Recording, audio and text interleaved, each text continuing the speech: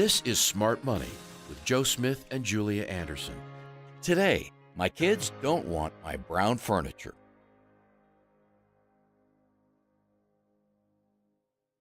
So, Joe, I have a question for you Okay. about downsizing. And tell me the truth. Do guys go out and talk over beers about what to do with their china? No. Do Absolutely they? not. Do they talk about the linen tablecloths?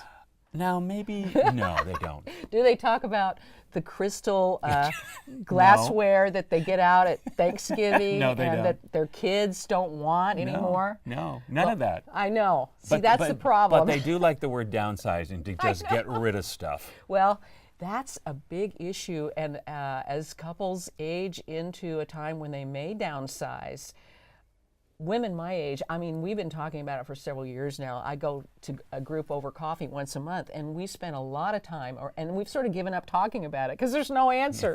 And that's, what are we going to do Yeah. with all of our stuff? What does happen to it? Well, I mean, when you think about it, the thing is, our kids don't want a lot of it. They have reinvented the future, and they're not very interested in the past. Whereas when I was their age, it was like, oh yeah, you want to give me grandma's dining room table? Sure, I'll take it. And so, but not today. no, they don't. They go to IKEA. Yeah, well, that's, Yeah. well, So there's a That's lot sad. of there's a lot of things that are not in demand. But you know, while they may want to go to IKEA, after a while, then they realize, you know what? I really wish I had that bedroom suite or that table. It hasn't happened for me yet. No, I mean, because, well, let's face it though, because the quality was so much better then. Absolutely. You know. Yes. But then you were saying kids don't want the brown furniture. They don't. It's one place called it furniture non grata. Don't Brown, even forget it. I know, don't even bring it up to the kids. You don't want it. Okay, we'll move on. No. What are the questions if you come to the point where you've got to have an estate sale to kind of downsize and get rid of the stuff, because it's a going out of business sale. It is, and if you decide that you can't do this yourself, and I have a friend who did do it herself, and I'll tell you how she did it after we do this, but if you're going to hire an estate sale broker to come in, and this may be a 90-year-old aunt that you're the one who's, Right. she's died and you've got to take care of her house, or maybe it's you, and your spouse or whatever, and you're downsizing, but estate sales have got to make money on the deal. And it is a lot of work because they come in advance, they look over everything that you've got for sale, they have to price it, they have to advertise it. There's a lot of upfront preparation that goes into an estate sale. So you want to be sure you're hiring a good one.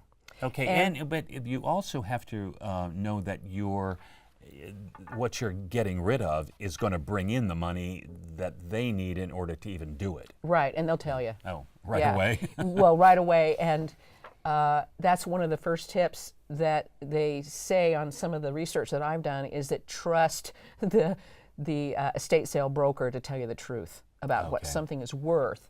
And TV shows like Antiques Roadshow Oh, yeah. and American Pickers, and even that show that I watch once in a while called Pawn Stars. Oh, I've watched that. I love that Yeah, show, actually. yeah. They tend to give people the idea that some of their stuff may be worth more than it really is. So here's what you need to ask if you're going to hire an estate sales service. Can you provide references in the last 6 months? Are you bonded and insured? Will you provide a written statement of services? In other words, What what you're are they gonna going to do. do? Here's what Yeah. we're going to do. And then how are you paid? Is it going to be on commission for the stuff that gets sold, or is it a flat fee? And if it's a commission, what percentage is that going to be? And What's typically the commission? 25%. Oh, wow. 25 or 30% on That's a on the lot. sale. It is. Yeah. But that's because of all this upfront They're doing all the work. Yeah.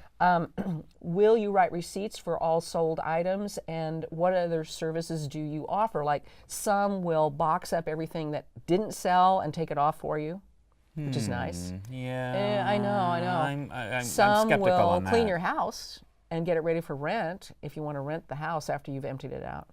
But the deal, what I am hearing from people who are in the business, is that you really need to be careful about who you hire. Yeah. Because there are ways to make more money on you than you realize. Right. One thing they don't want you to do is be around during the sale. They don't want to I know, hear. I get it, but when you say that, it's Well, like, I know, oh, they it's don't like, want to know. They yeah. they don't want you to know what's going on behind the curtain. Well, that's the other side of it. The reason they don't want you there is because they don't want you bothering buyers, telling them about grandma's, little hutch that came down through 3 generations and on the Oregon Trail out west, and all that. They really don't want to have you it doing slows that. it down. It really does. Yeah. But you need to trust them on the prices that they put on things, the appraisal price, and stay away from the sale, as I said, and don't throw anything out before you bring in the estate sale broker. Okay. Because some of the stuff you may think is junk turns out To be the isn't junk. treasure, And we yeah. kind of talked about what's not popular. Millennials don't want our brown furniture, but they do want things like toys from the mid 1900s, like lunchboxes and action toys. Even Star Wars toys are really hot. And they like some of that 50s Formica furniture. Really? They like it, yeah. And they like Fiesta ware, of course. Okay. The colorful so stuff. everything old is new again. Well, in that sense. Yeah, some of it is. Yeah. Anyway, so don't throw anything out. They even, some buyers are looking for wallpaper. Like if you have a roll of wallpaper that you never used, that might be a hot item at somebody's sale. And there are, in Portland, they say Portland is a great market for estate sales Oh, I because bet. we have lots of antique stores still. We have the big Expo Antique Show, which I love. And we have bookstores here like Powell's and others that are into secondhand books. So if you're going to have an estate sale, Portland is a good place to do it.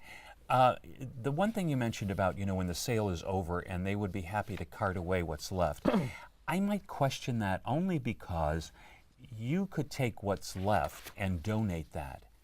True. If you wanted to get then, a part of a deduction. The skeptic in me would say, well, maybe there's really a big treasure in that box that they want. I'm just appreciate questioning. your skepticism. Yeah, I mean we're reporters. We're looking for that sort of look thing. at What's the other going side. on here? Yeah, but so I think you just need to do that with caution. But if you realize that it's all stuff that you don't want to do anything with it later, then have at it. Right, and we're going to put these questions to ask either on my website at 60andsingle.com or it'll be on the CTV website. So Good. people can Yeah, because those that. are good questions to ask Yeah. because, they will come in, I'm sure, with the sales pitch if they deem that you are worthy of an estate say sale. something. You know. You know what else is not selling? It just breaks my heart. Pianos. Well, I know. you can get a Casio and, it doesn't take up much space. Exactly. And it sounds it could great. be in the kid's bedroom instead of out in the... Yeah, that is kind of too That's- bad. That kills me. Let me talk about a friend of mine Yeah. who did it herself. And She did great, but Oh, she okay. worked really hard to get this done. She lived in a country house with several acres and a barn, so she had horse stuff to sell. She was going to move out of the house that she's been living in with her husband of 20 years who had died, and she wanted to just get rid of everything and move on with her life. yeah. So she spent a couple of months going through one room at a time because otherwise it's overwhelming. One room at a time deciding what am I selling, what am I taking with me, and what will I put in storage. So she had 3 categories.